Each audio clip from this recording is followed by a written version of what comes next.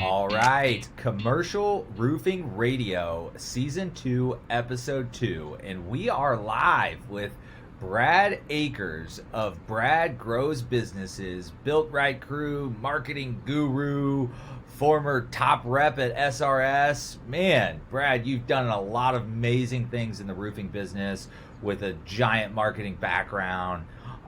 Constantly impressed at everything you're doing, and now you're taking over the consulting industry in the space. Honored to have you as a guest, and this is Season 2, Episode 2. So, Brad, thanks for joining us. Yeah, happy to be here. What an introduction. Thank you. Yeah, man. I really am. I enjoy our conversations. I really like what you're about. I like the fact that you came up from the manufacturer rep side of it, or the distribution side of the industry. But you know a lot about the manufacturers being a distributor. Yeah, I know more about roofing than a lot of people. Yeah. It's a weird thing to know so much about sometimes.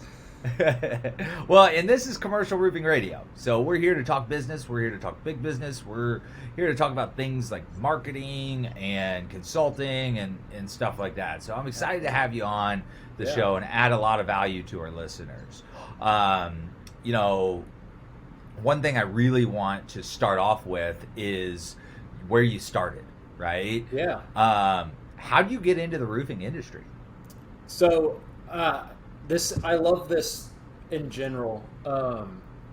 Like this question, just because it really reminds me of like where I've come from. Big mindset guy, not to like make it all about that, but in college I was a little shit. Sorry if I'm not supposed to say that, but I misbehaved quite a bit, and there's a lot of times in college like I just didn't think much was going to happen. I kind of never thought I was going to do much, and then I got an internship during the summers at a custom home builder, and I realized, wow, I'm actually kind of good at this, and I felt really good. Like I was like a superintendent assistant basically during the summers, and I would be like 100 phone calls a day. Like I was busy, I was important, and it felt really fun to be like in the middle of some cool things, and that got me interested and open to the construction industry in general. And then as I was looking for what was next, or what I was going to do with my career, I ended up talking with a certainteed manufacturer rep at the time. That's not what he's doing now. That we just knew from church, and he told me all about the roofing industry. He told me, well, most people are going to come in, like who are going to be in sales, they'll come in at like a $40,000 to $60,000 base salary, and they'll make anywhere from 1 to 1.5% commission on gross sales. And most people within their first year will sell like 300,000 a month, so like in the 3 million range.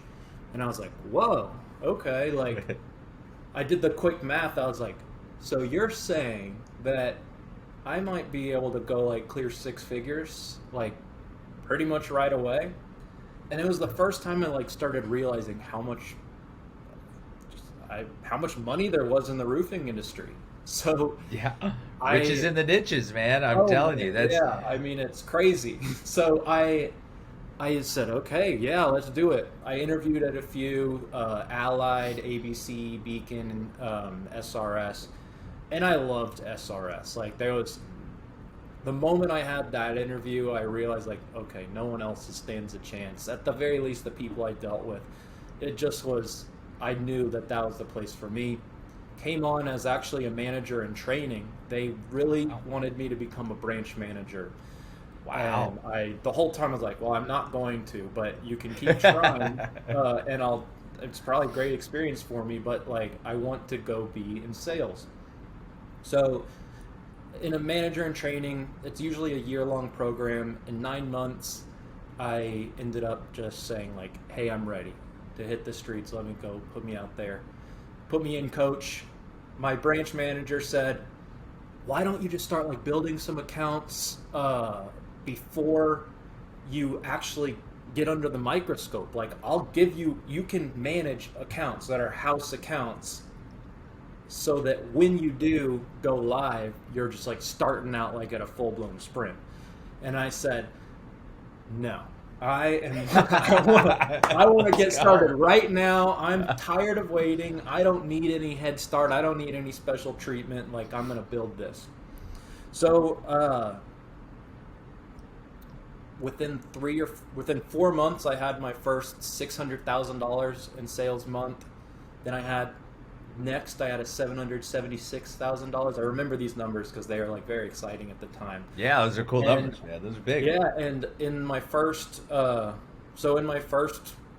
year and a half out of college, I was clearing well over 10,000 a month, and my friends still thought of me as the little shit from college. And meanwhile, they were trying to negotiate their 10% raise on a $60,000 salary, and I was kind of just thinking like, man, you just don't get it. Things could have changed if you just focused a little bit differently. And ever since then, I've just kind of been in love with the opportunity that the roofing industry can give people.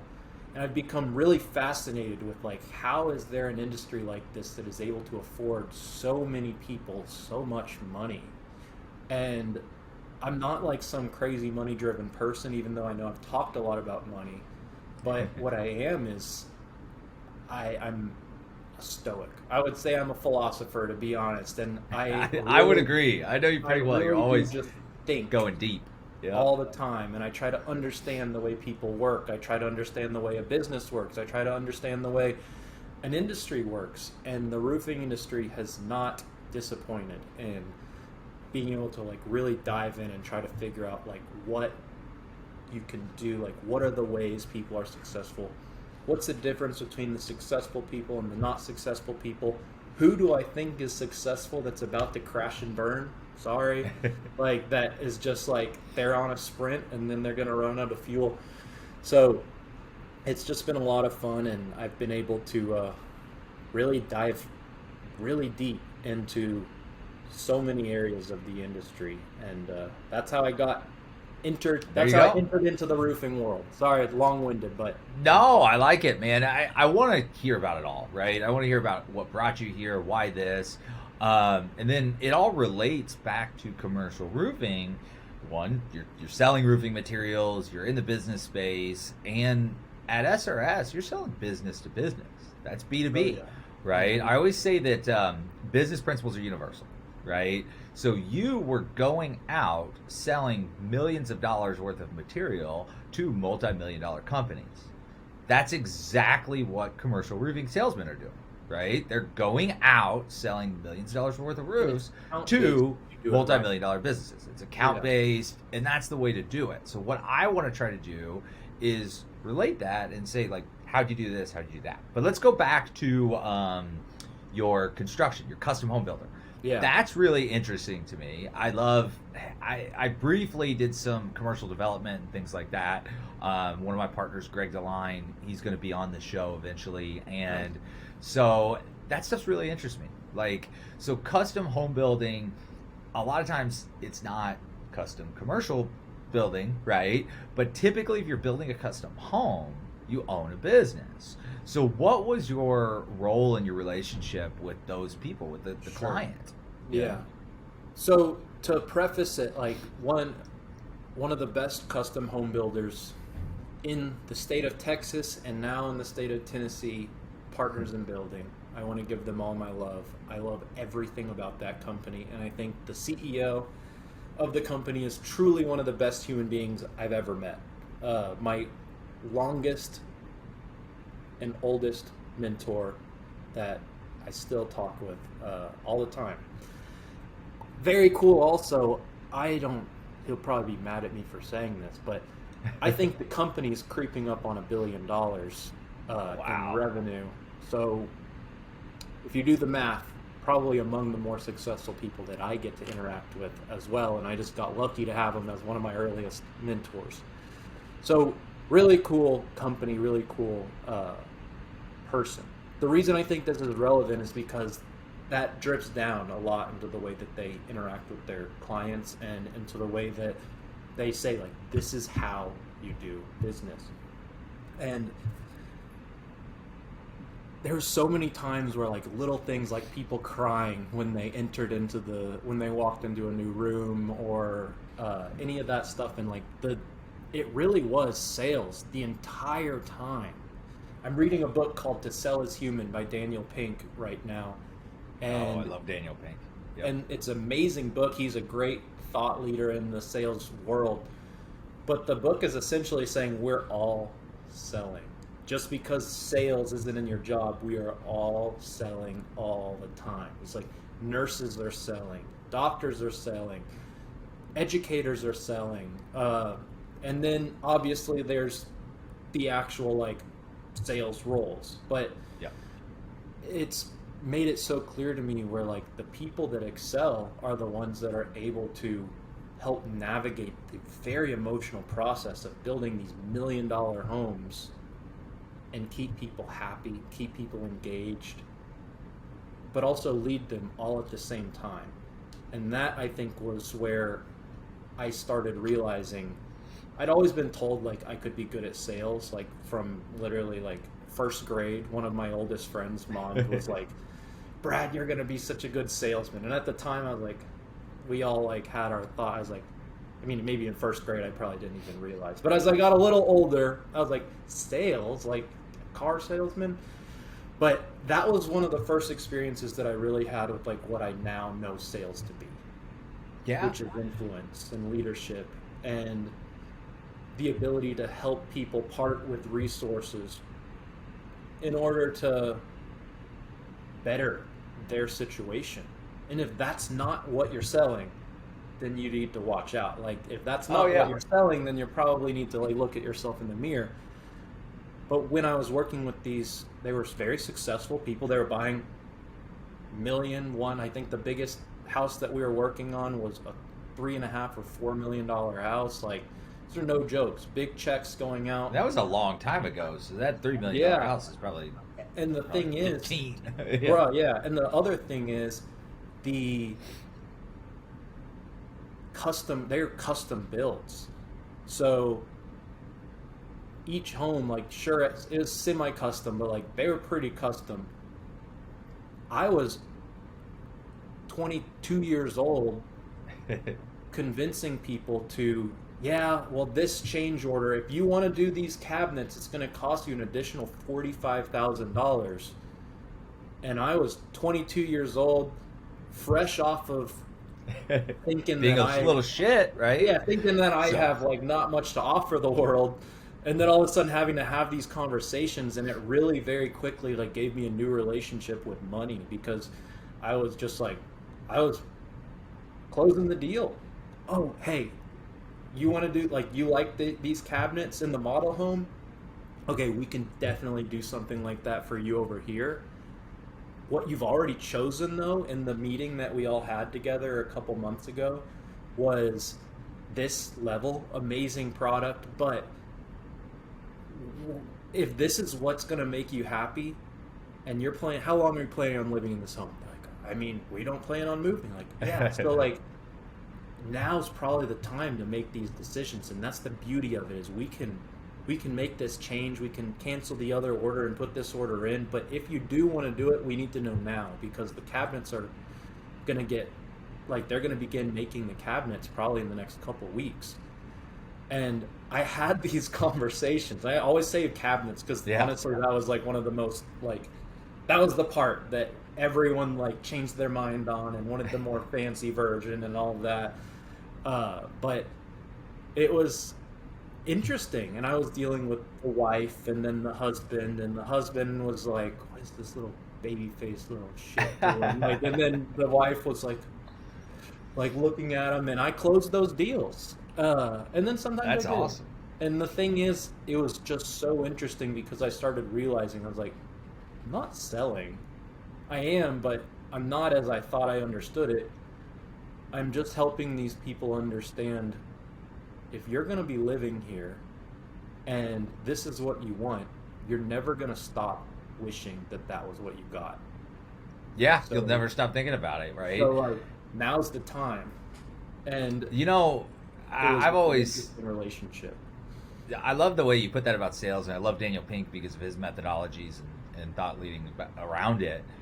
I've always said that sales is just communication with intent, right? Hmm. That's it. It's just communication with intent. I'm a big like believer in let's get away from this negative connotation that everybody thinks sales is, right? People think of sales and salespeople as slimy and like it's got some sort of negative connotation, but no, man, there's nothing wrong with it as long as what you're selling is quality, right? So that's the difference. I would always, hey, I'm not selling Jimmy Choo's out here. I'm not selling $5,000 Chanel bags. You actually need this. This is your home. This is a cabinet that you're going to think about And I'll forever. You're say going to lose something. sleep wishing you had. I love it. And I'll say something like a $5,000 Chanel bag for the right person could entirely change their identity and the way they handle themselves Yeah. and they walk in the room, and emotional or monetary could have a massive ROI if if it's the right I person. love it. Yeah. There's a way to pitch it, right? You can Yeah. pitch anything. But personally, for me, I think that's Oh, just, I mean, if out my of a wife tells necessity. me that she wants a 5,000 bag, I'm laughing at her. But I get it. I'm just saying, Yeah, like, yeah. you can flip it in a million different ways. Well, And status and is that, really what we all are all. Most of us yeah. are about that. So, like, selling something that increases someone's status is, it's relevant. And I would say if you can tie a sale to that ethically, Yep. then you're usually gonna have a pretty good outcome. Well, yeah, it's in your superpower. I can tell just from knowing you is what I always claim that is my best asset when it comes to sales is empathy, right? You quickly were just able to put yourself in the position of the person buying the Chanel bag and realize that it does solve a problem for them at the end of the day. So again, I think that from knowing you is what helped with your success at every level of business, and to be able to think as much as you do and dive deep into what made you successful is what makes you such a good consultant, right? It's like, hey, this is what I was able to do that made me different, and now let me help teach people this part of what can differentiate themselves Yeah. and help themselves. I love it, man. So walk me through, you're dealing with these people that again, they are business people, right? You don't get to buy a $3 million home unless you've been Yeah, they successful in life. mostly own their own something. Yeah. So walk me through, like, did you learn anything from any of them, right? Like, I personally, I go back through my contracting career and doing like large roofs and large commercial properties, and I learned more, almost as much, maybe not more, but at least almost as much from my clients as I did my mentors and just going through that motions, doing it, and learning it hands on. Was there anyone that you learned from a lot?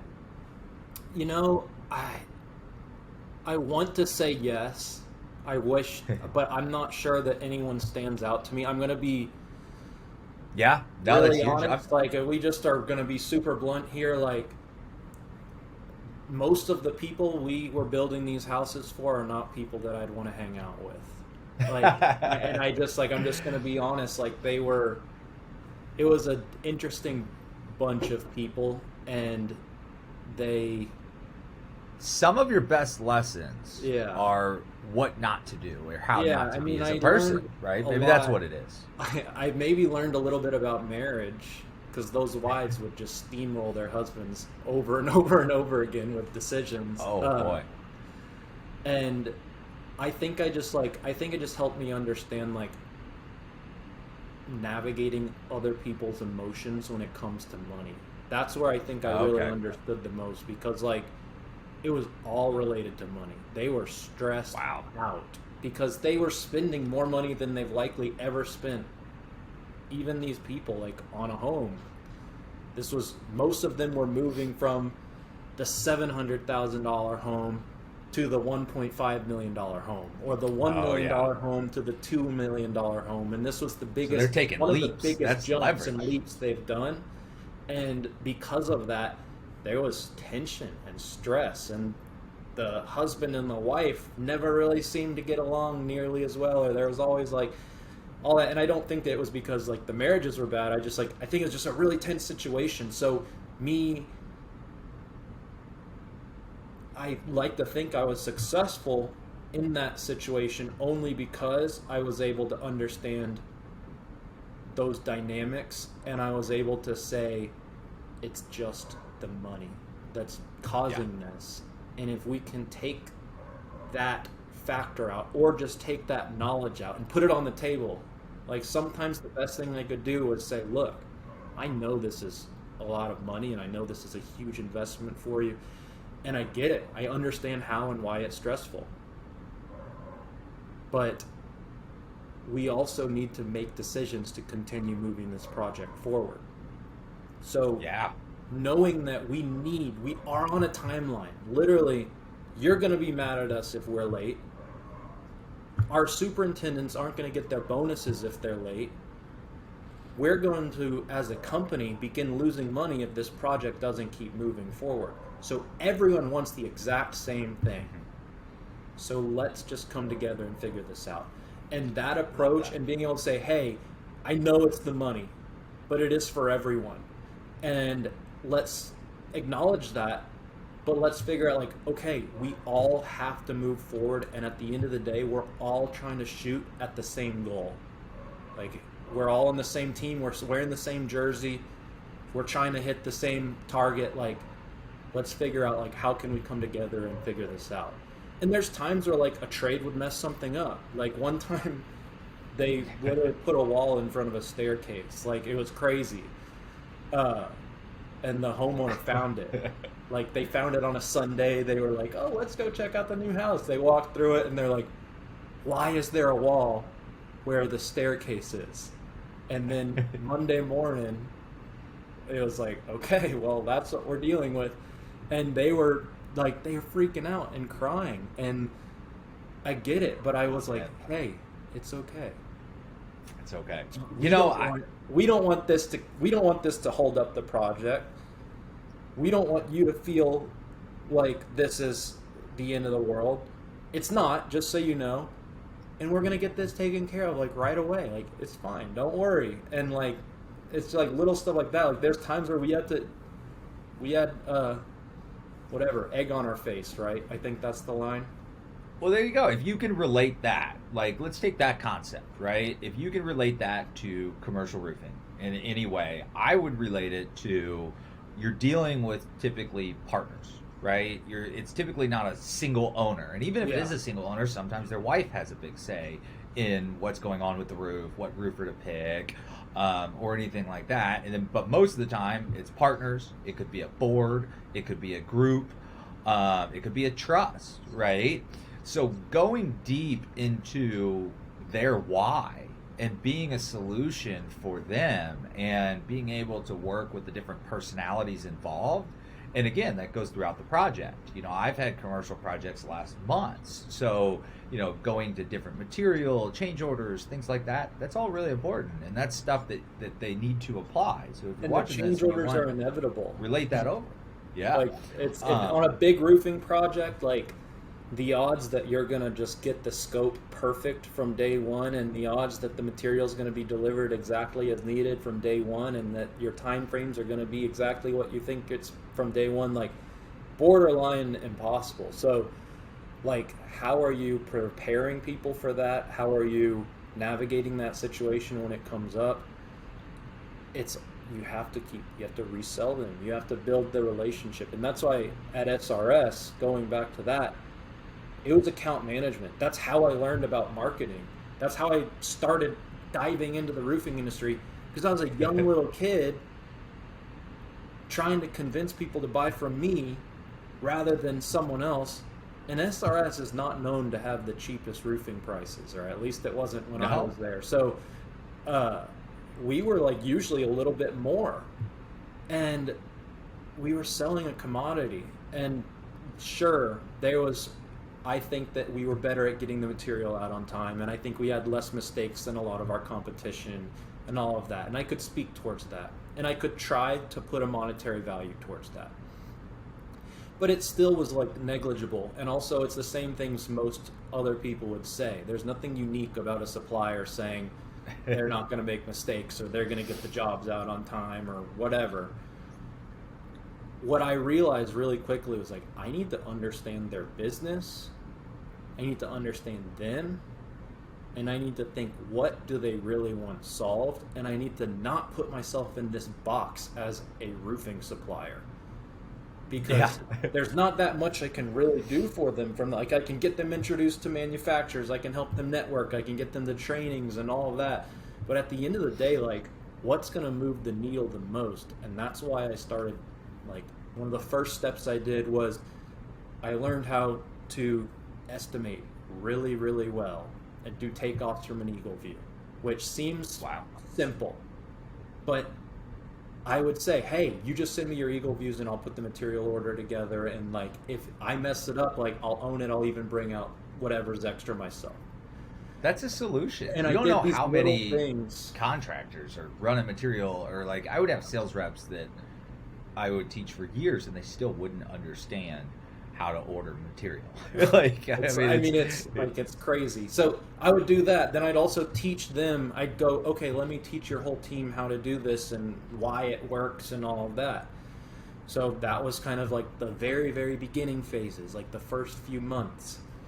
I also got really, I'm just going to say it, I got lucky. I cold called someone thinking I was talking to their old company. It turned out to be the new head of the residential division of Cotton. You know Cotton by any chance? Cotton, yeah. Yeah. Pretty big company. And all of a sudden that was my account. So, wow. Like one of my first few accounts. And he was like, why? Because you followed up with me 10 freaking times. And I love that this young hustler wanted our business. And I think that you're going to be more creative about how you can help us than anyone else will. Yeah. So I was like, okay, I guess I have to live up to that. And I did. That's huge, man. So Cotton's doing a lot of commercial. Wow, that's a big one.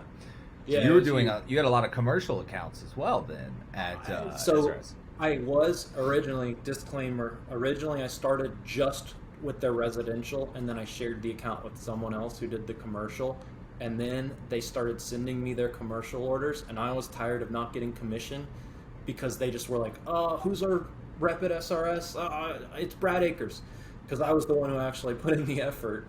They sent me the stuff, and then finally I talked to the bosses. I was like, I am doing a lot of this work for these commercial accounts, and I need to start getting commission because they don't even know the name of the person who's getting commission for all these jobs that I'm sending through. Yeah. And then, so eventually I did end up on the commercial side. That's nice. Well, and that's huge. Business, you're solving problems by adding value. Right? If you're selling a commercial roof, or if you're supplying people with commercial roofing material, or if you're any part of the commercial roofing process, like, just again, look what you did to be successful is you would add value and solve problems other places in their business. I actually use the distribution model as an example of account management all the time. Like, SRS is one of my main examples. And I don't mean to pick on SRS. Beacon, ABC, I really compare SRS to like Lowe's and Home Depot.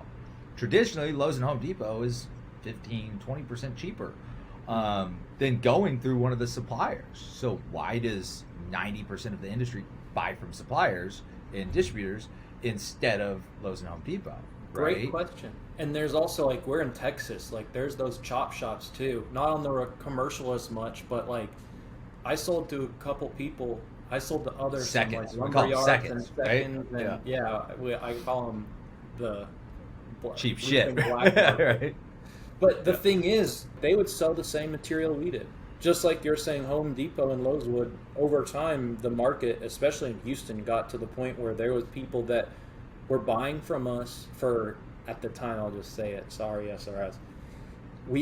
I was selling probably maybe 20 truckloads a month to someone at $54.50 a square for max def, and they were selling it for $63, and then our retail price was $70. So I was selling them, and they were undercutting us. and then I got a little crap for it. I didn't make up these numbers, by the way. And Yeah, there you go. You're not setting the numbers. I was like, You know, hey, like, we need to move product, and we're literally just moving paperwork around and shipping these direct, and they're gonna buy them from someone else. If you think someone else isn't going to, and also this is gonna help us hit our internal spiff every freaking year. yeah, That that's what we matters. haven't hit for 2 years in a row. So unless you really want to tell me to stop, we're going to keep on selling them this product, and we just have to beat them on service, and we did. So it was fine. But There you go, and I'm that's a where very it is. divergent Right? thinker. I kind of refuse to see anything for what it is. There you go. I love it, man. So there you go, right? They choose the higher product because of the service, the added value around it. It's like if somebody were to ask me, it's like, well, why do you buy from SRS over the company trip they gave me every year? You know, the intangibles, the relationship with my territory rep, like all of those things combined, and then obviously the customer service, right? The customer service was a huge aspect of it. To be able to call Brad Akers up whenever I needed to, and talk to him about anything or do commercial takeoffs or anything like that. It's good to have, and that relationship is way more valuable than a few dollars a square on the shingles. And again, to save SRS, that was a long time ago you worked there. Yes, So yes, yeah. $60 a square, that just doesn't exist early anymore. on. By the time I left SRS, I was still selling that same account, but just for reference, by the time I left SRS, I was selling those same truckloads at $69 a square, and we were selling them retail for $80. So we closed the gap a little bit, and honestly, that business, the seconds business that was buying those directs, started struggling a little bit more. Yeah. Well, there you go. So walk me through what decided to make the transition from the supplier. You're very successful as a supplier, and then you move into learning more about marketing and being an accessory for roofers. You're like, okay, I fall in love with roofers. I just want to help the roofers. Like what was it that made that transition happen? Podcasts. Honestly, I know that's a hilarious thing, but we're listening to them right now. As a supply rep, or if y'all are in the roofing industry, if you don't know this already, your supply rep spends a lot of the time in the car, and they're on the phone and all of that. But in between, they're either listening to music or maybe an audiobook, and I started listening to Gary Vaynerchuk.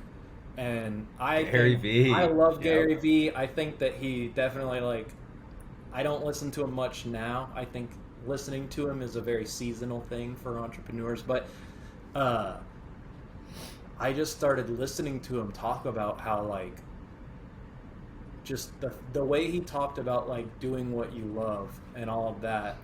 He really didn't talk about running your own business. He just talked about doing what you loved. And he talked about it pretty aggressively. And I thought about it, I do love this, but I don't know that I'm going to love this forever. And the moment it popped in my head that maybe I wanted to start something else, I became obsessed with it. And the moment it popped in my head, all of a sudden, that customer that always made jokes about me coming to work for them, all of a sudden that started feeling a little more real. And then all of a sudden they were like, dude, I'll give you equity. And I'm like, what? Okay. And then one person's like, I'm going to start a new business. I want you to be 50-50 with me in it. It's like, okay. And all of a sudden those opportunities started just coming up more and more and more. Wow. And honestly, I could not get away from the idea of doing it. So eventually I ended up, and this was over the course of 2 years, just so you know. So that popped in my head. I started listening to entrepreneurial podcasts, listening to audiobooks. I read a big book for me for some reason was I listened to Profit First for Contractors, because I realized a lot of my new not big clients had no idea how to manage their money. So I wanted to be able to be a resource there. So I studied, which is what I always do when I want to be able to be a resource in a category. So I studied that, and I all of a sudden started thinking about, I was like, I could do it. Uh, and so that popped in my head, on the podcast and all that. And over time, I actually end up, I know everyone's going to laugh, like I ended up just taking some courses on marketing. Uh, but I didn't do what everyone does and take courses on marketing and then just decide I'm a marketer now. For over a year, that was my pitch for the bigger people was, hey, why should you give me a shot? Because I'll run your Facebook ads for you, and you won't have to pay someone $2,000 a month to do it. Wow. So it started as added value. Yeah. So I for had your current probably clients.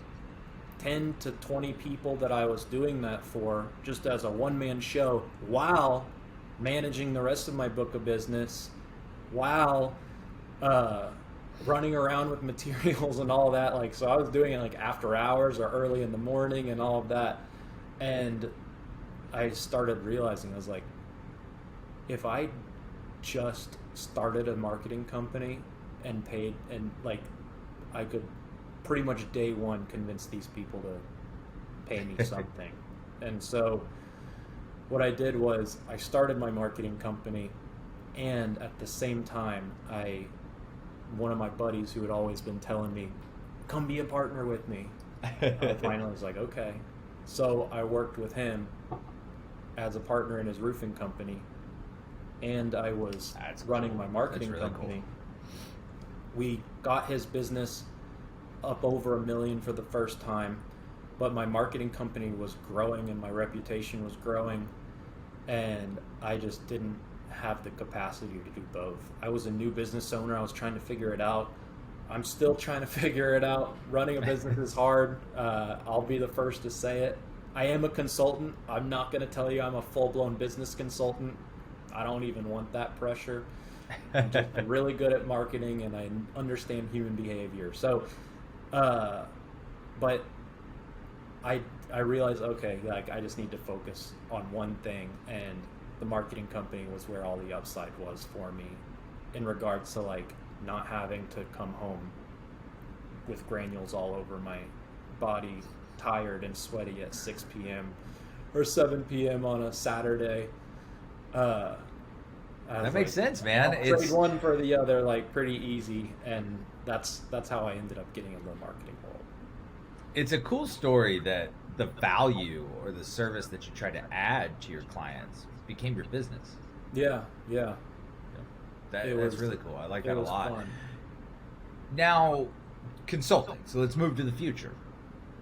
That's what you're doing from now on. Like you started the consulting. Tell me a little bit about your consulting and what you're doing with that, and how Sure. you can help businesses. Yeah, sure. So on the commercial side, there's definitely some things that I know people can and should be doing. I know I could help them definitely add more projects to their book of business without spending a ton of money on ads and all of that. With that being said, my main focus is residential, so I just want to be direct there, but there will be lessons to learn and why I'm doing it. So I think that it's better for me just to speak in this lane, because I think it'll be more relatable. As I've been growing my marketing business, I realized that the roofing companies that didn't have a massive budget or weren't necessarily comfortable with marketing yet were in this loop of hiring a marketing company and not working, and hiring a marketing company and not working, and hiring a marketing company and not working. And I was one of those marketing companies sometimes. And the problem is I knew, because us marketers, like, we cover our butts. We record the calls, like we have call recording, we track things, we do that. Like, we know more about a lot of what's coming into your business than you might even know. And I don't mean that like as a threat. I just like, we have a lot of data. And I was seeing calls coming in. We were within the right KPI, key performance indicators on like the cost per lead and all of that. Like, we were hitting all the numbers that we were supposed to hit, but then people kept on saying like, it's not working, like blah, blah, blah. And I was like, am I losing my mind? What's going on? But what I realized over time was people would often come for search engine optimization, which is like a year-long process. If someone says it's not, then like run. It'll take you maybe 3 to 4 months to start seeing some results that are a little tangible, but that doesn't mean that it's going to really be like life-changing. Um, and then they usually have someone do pay-per-click, Google ads, and then sometimes Facebook ads. And I personally love Facebook ads, but I think most people don't use Facebook ads properly. So we'll just focus on the pay-per-click. They'll come to you if you're doing your SEO for them and the pay-per-click for them. You're going to probably charge anywhere from $2,500 to $3,000.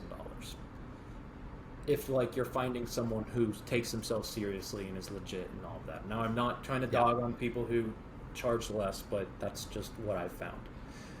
Then most of the time their stretch budget is going to be like, I can give you $3,000 in ad spend or $4,000 in ad spend, which sounds like a lot, and it is. As a business owner, I'll tell you, like, if you just randomly like, hey, pay me $6,000 a month, I'd be like, no. Explain, tell me why, like, help me understand. Maybe there's a reason, but I'm gonna do some really, really quick math, just live for you. Yeah, let's do it. It's really let's relevant. do it. Show it to us. $3,000 management fee, let's say $3,500 ad spend. So like right in the middle of what over and over and over again people say, this is the ad spend that I'll spend. So that's $6,500. Average cost per conversion across the country, and we have so much data, is $150 a conversion on pay-per-click. No SEO is not going to get you very many results for really like 6 months before you can like really count on SEO as like a good results driven part of your marketing strategy. And I'm telling you, most people won't last that long because of what I'm about to cover. So $150 a conversion is the average. That's like cost per lead. A conversion is a phone call over a minute or someone filling out a form on your website or any of that. What we've also found, because we record everything and we do a lot of data analysis, is 60% of an average of 60% of conversions turn into appointments. So that's not bad. That's kind of shitty. Like it sucks.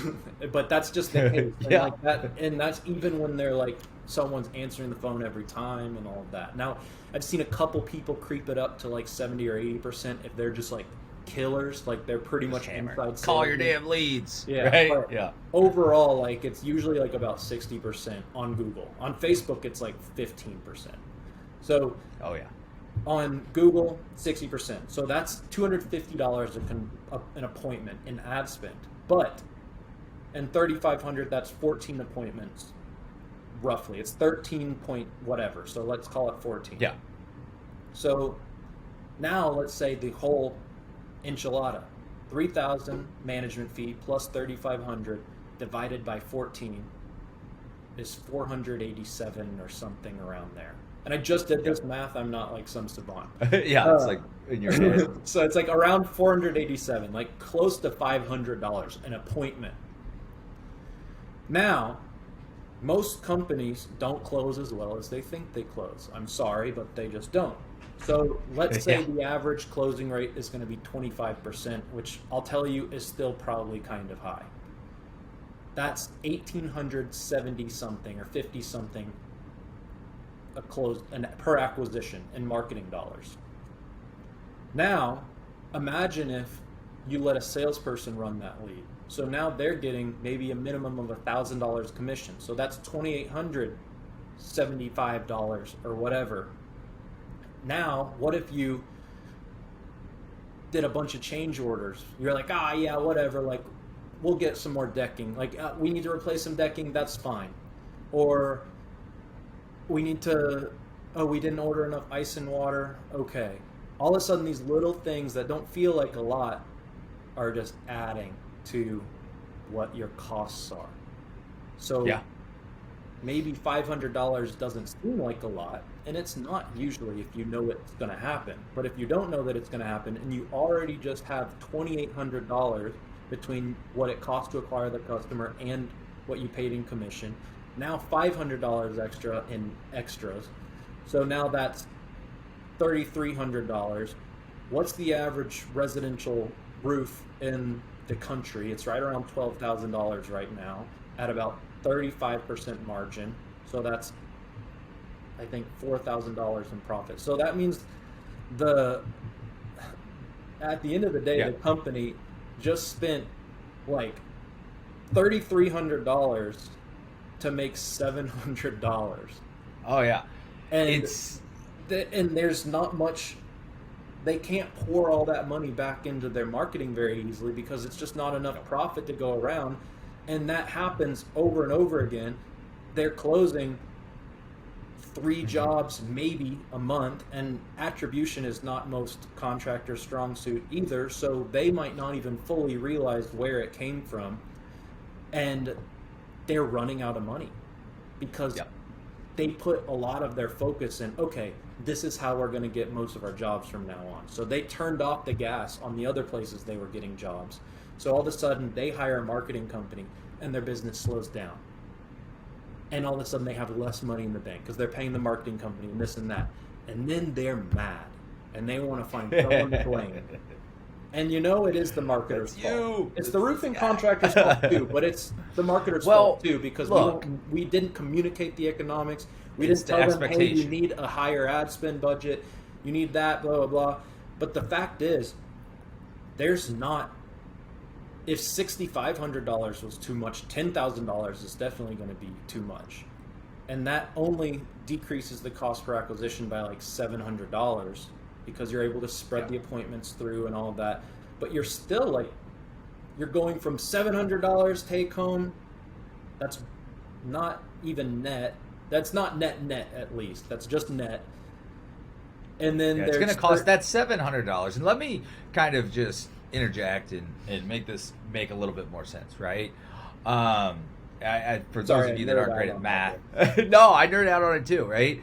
To put it real simple, like if you want to turn your company, whether that's commercial roofing, residential roofing, or anything, into a marketing machine where you're getting leads from PPC, SEO, like whatever it is, it's a completely different business model, right? And that's what nobody really understands. They're like, oh, let me just get these leads from over here and run them down this pipeline. Your business is most likely built to support acquiring clients At a through low a rate. salesperson, Yeah. right? Well, no, it's at a high rate because Well- you're splitting profit typically with a salesperson. So you're spending a ton of money for those self-generated leads that he's bringing in or she's bringing in through accounts or whatever else. So now you as a company are going to spend a ton of money over here to bring these leads in and funnel it down this business model, right? So to me, it's a business model. It's a paradigm shift, I would right? agree. If you want that business, you've got to restructure that business model. For us,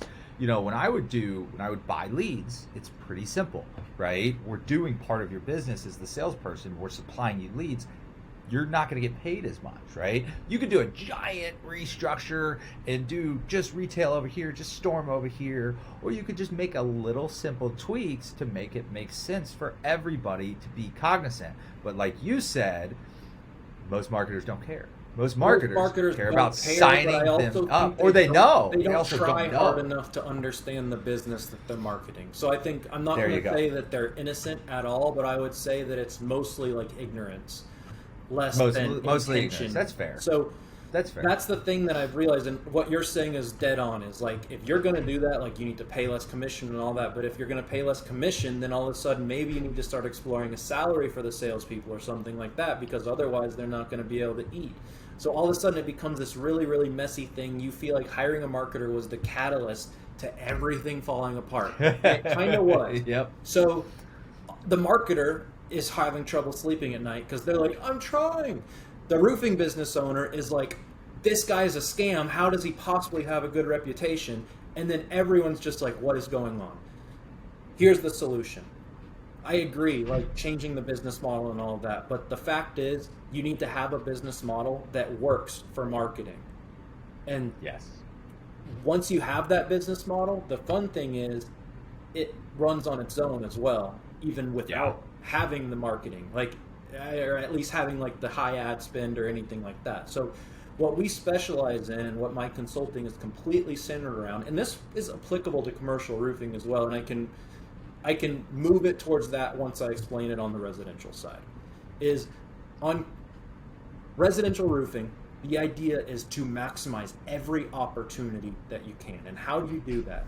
If you have one lead that comes in, you just paid to have relevancy to their neighbors. If you have one appointment that turned into a contingency, now you have the ability to say, your neighbor's doing this, you need to do that. You have to figure out a way to maximize the direct network of every opportunity you talk to and the indirect network of just proximity of every opportunity. And if you do that, and you can turn one lead into 2 or 3 leads, or one job into 2 or 3 jobs on a very normal basis, your cost per acquisition is very, very, very much different than if you just focus on that. And all of a sudden, you can afford to invest that money and have a higher cost per acquisition on one channel because your overall company cost per acquisition is remaining low. Now, the other thing that's relevant here is once you've done that, if you do have a sales team, then all of a sudden, one, everything doesn't rely on you as the owner, and it doesn't even rely on your sales team that much. It relies on a process and a system that you know that they're executing.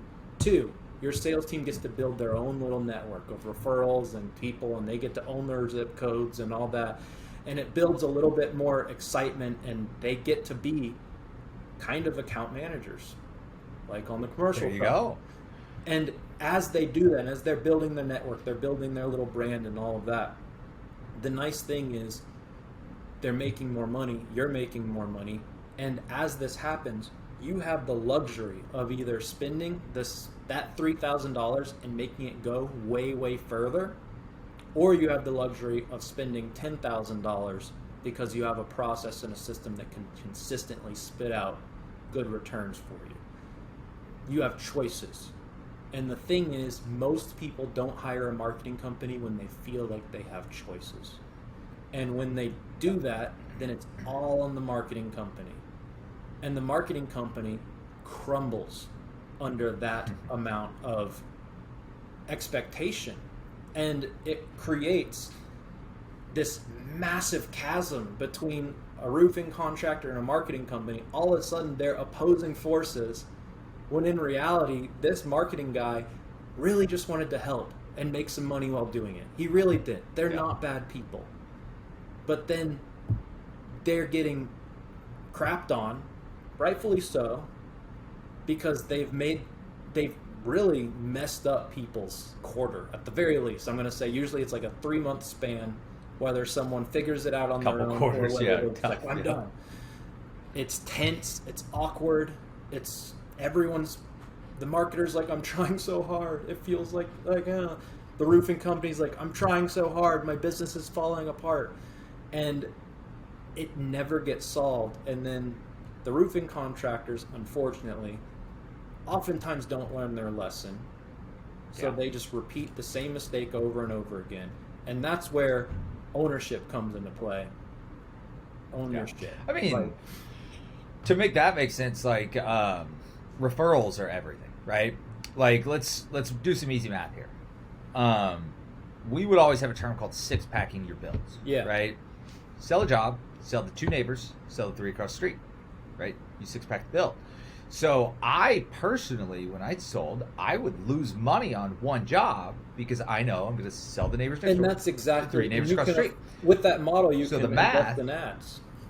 So the math is like, if I'm willing to pay, if I make profit at the end of the day of $3,000 per job, and I'm willing to spend $3,000 or even $4,000 on this one lead, as long as I know that I'm going to sell the 5 neighbors, because 5 times 3 is now 15, right? So I made $15,000 in addition to the $1,000 that I lost on that single job, right? And so you're saying you can teach them how to do that, right? How to market in a way build it within their process. I can make it so it's fully inevitable that this happens. Wow. And that's huge. Where I know I can literally create a massive amount of impact and help people own their book of business own their client acquisition and all of that, because a marketer is not supposed to be your savior.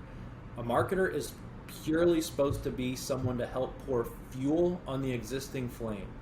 And you need Yep. to be able to pour your own fuel on your own flame before you try to find someone to pour fuel on it for the first time, because otherwise it's going to blow up in your face and it's not going to be what you wanted it to be. I like it. I like it, man. I'm really excited for it. I'm excited to watch it roll out, man. You're already doing it, right? Yeah, I think I'm going to be able to help you with it. Yeah, I know I'm we've excited. talked about Yeah. me coming in and doing some coaching and stuff like that, guys. I'm always looking to give back to the roofing community. The roofing community raised me. It raised, my father, raised everybody. It's raising my children, right? So as much as I can give back, I'm happy to. So I'm a big fan of being a part of it. So there's a couple more things. There's one segment that we always do here at Commercial Roofing Radio called "Who Wants to Be a Millionaire?" Okay. Like Me.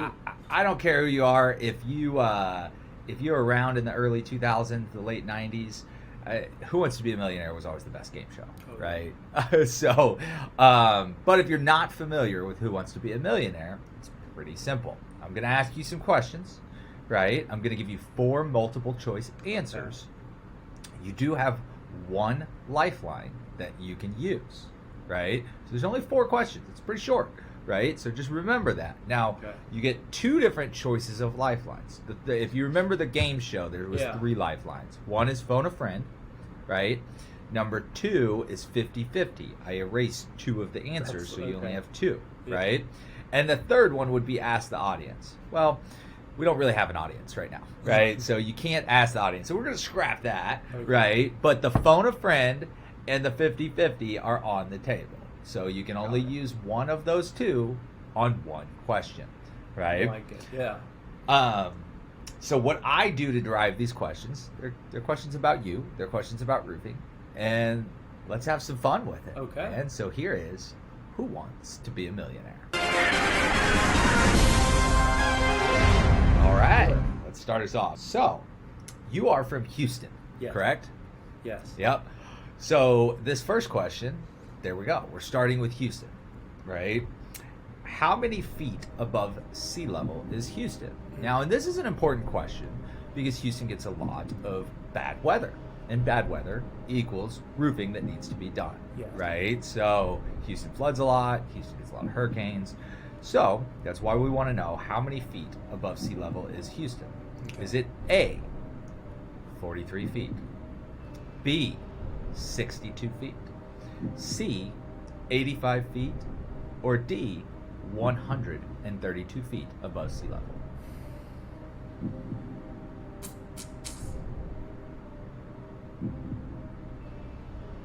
I'm going to go with B.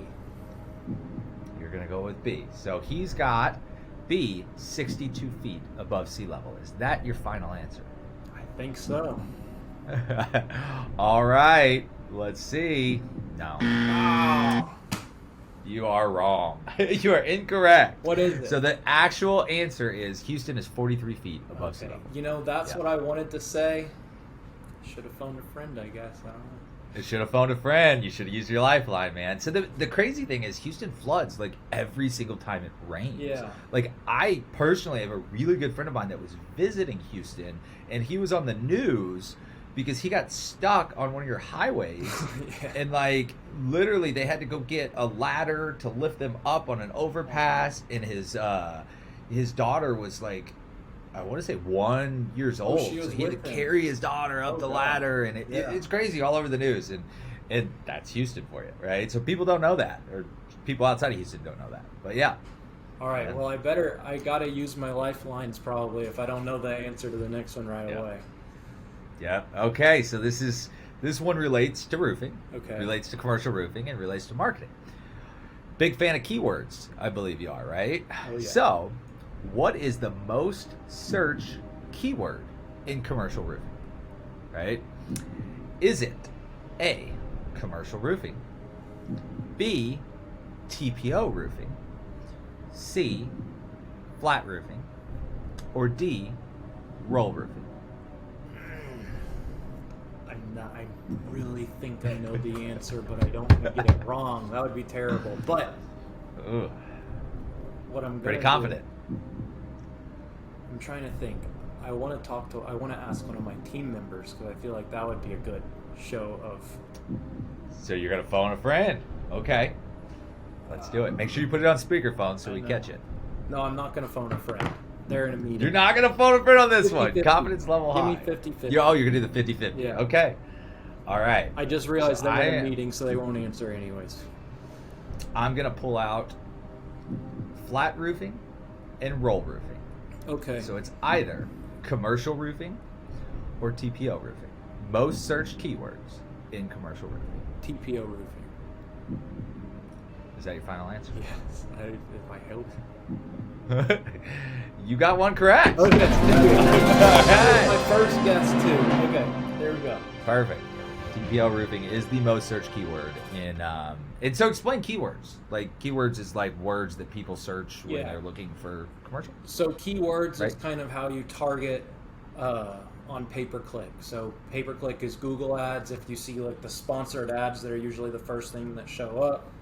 You want to put a variety of keywords. You could either do broad match keywords, long tail keywords, or direct match keywords. So there's a few different ways of doing it. Dynamic keywords, like there's a lot of ways, but that makes There we sense. go. I was close to saying flat roofing because I've seen a lot of good traffic for that. Yeah, commercial roofing would have fooled me. I would have just went for commercial roofing. It's commercial I roofing. knew that right? wasn't the answer, so you Yeah, helped it's kinda me a a trick lot one, with your 50-50. right. So, the next question is more related to you, right? But it also relates to commercial roofing and business as well. It's a mindset thing, right? You're big on mindset. You're big on fitness.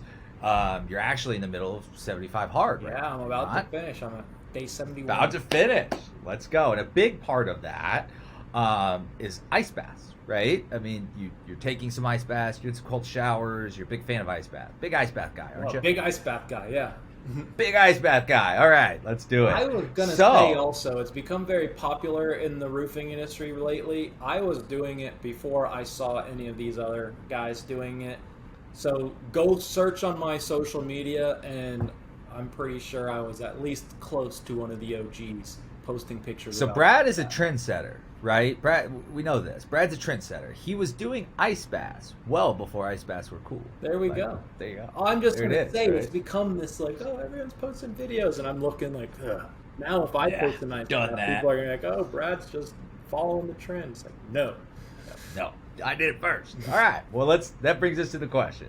What is the world's longest ice bath? Right? Is it A, 2 hours and 52 minutes? B, 2 hours and 32 minutes?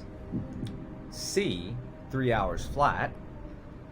Or D, 4 hours and 2 minutes? Now, this is just ridiculous, guys. I've taken an ice bath 2, 3, 4 hours. That's a ton. But all right, Brad. You know, it's funny. I'm gonna phone a friend. Can I phone a friend, or do I not have any left? You don't have any Okay, left. then You already I was used gonna it. call No, Jose Bolaños. yeah, and that's like cheating. He's such a That's a ice bath guy He's anyway. a big ice bath guy. Okay, then I'm Big gonna ice go bath with guy. 4 We hours. may call him afterwards and see if he gets it right. I'm as gonna well. go with I'd be down 4 to do hours. that. I'm gonna go with. You're gonna 4 go with hours. it's 4 hours and 2 minutes. Yeah. Is that your final answer? That's my final answer. You're wrong. It is. It was actually 3 hours and 28 seconds, but I didn't put the 28 seconds. Oh, because I that's knew it why, would give it man. away. Come on. Yeah, yeah. No. So it was 3 hours. It's funny. 3 hours, You know no Wim minutes. Hof, the guy that does the crazy breathing. I swear that Yeah. guy's been in an ice bath for longer than any of the times you mentioned. So I will throw a technicality out there, and We'll call Jose. Let's call him. Let's All right, phone your let's friend do and let's see where he's at. So guys, this does not count. He did get the answer wrong, but we're gonna go ahead and phone a friend here. hey, I'm on Who Wants to Be a Millionaire live. Who do you need? I'm phoning a friend. I'm here. I'm here for you. The longest ice bath, was it Okay. I'll give you the answers. A. 2 hours? You're wrong. I'm off. Well, no. Hold on. Let's give him the answers. Let's do it right. So, Look at his record. Hold on. 2 hours and 52 minutes, 2 hours and 32 minutes, 3 hours, or 4 hours and 2 minutes. All right, so there's 2 hours and 32 minutes, 2 hours and 53 minutes, 3 hours, and 4 hours and 2 minutes. Come on, yes. Man, the 2 hours and 53 minutes, those 2 hour versions are the ones that are confusing me, but I'm pretty sure Wim Hof is in the 2 hour and something range. It's 3 hours and hours. 28 seconds. 3 hours? Yeah, 3 hours and 28 seconds. Who did it? Who was it? Do you know? It's on Guinness Book of World Records. If you Google it, So it's that's where I probably found Wim it. Hof. So. I thought it was like a Russian name. Yeah, I could beat him. But I don't know. I could All be- right. yeah. Who are you with? Alan Mick, you've met him a couple times. All right, tell him I say hi. I will. I'll talk to you soon. Hey, Jose. All right, bro. See ya. All right. Moving on to the last question. So we're stumping experts over here. That's good, right? Good questions. Okay. What major flat roofing manufacturer was also born in 1993? So if you don't know, Brad Akers was born in 1993, right? Well, so was one of the major flat roofing manufacturers, Okay. right? A, Versico. B, Garland Co. C, Firestone. Or D, Carlisle.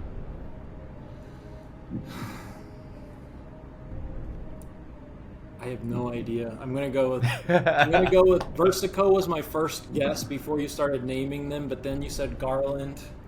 I am pretty positive it wasn't Firestone or Carlisle, so I'm gonna go with Versico. Versico, any reason why? Just straight stabbing at it? Well, I Did you know sell a the lot of Versico? rep in the area, and I just feel like they have a less. Sorry, I feel like they don't have as developed of a. I mean, just to be super honest, at least Taking that was my shots. They just experience, don't feel like they've been around that long, Yeah. right? Okay. Is that your final answer? I guess. You are correct. Hey! Hey! Versico was formed in 1993. So you're 2 out of 2, 50%. You know, there you go. Not You my may get a best. call back for the finals, right? We might do a big finals, and you may get a call back for it. So it's been a blast having you on the show, man. Yeah, That's man, I really all we got. appreciate A ton of information. I'm really excited for this episode. I'm really excited for all of our listeners and all of our watchers to really learn other things from you as it relates to business and how to sell big commercial roofs, or just how to be better at what you do in dealing with businesses and business owners, right? So if I'm listening and I'm like, man, I really like Brad, I like the way that he works, I like the way that he can help, I believe that I want to talk to him about helping my business, what would that first step be to get a hold of you, and how would they get a hold of you? So there's a few different ways to get a hold of me. Friend me on Facebook. I'm in Messenger all the time, so that's like how most people initially reach out to me from like a organic person-to-person perspective. And if you want to watch a free little 20-minute training and then want to book a call afterwards, go to bradgrows.business and fill out your email, and you'll be able to watch 20 minutes of me talking about some of the things that we talked about today, a little more actionable, and you can book a call, mostly if you're on the residential side. You can also join my Facebook group, Roofing Brand Builders, and you'll be able to find that anywhere you go. I love it. Well, it's always a pleasure. Thanks for joining me, Brad. You have a great rest of your day, Thanks brother. so much, man. It's a pleasure as well.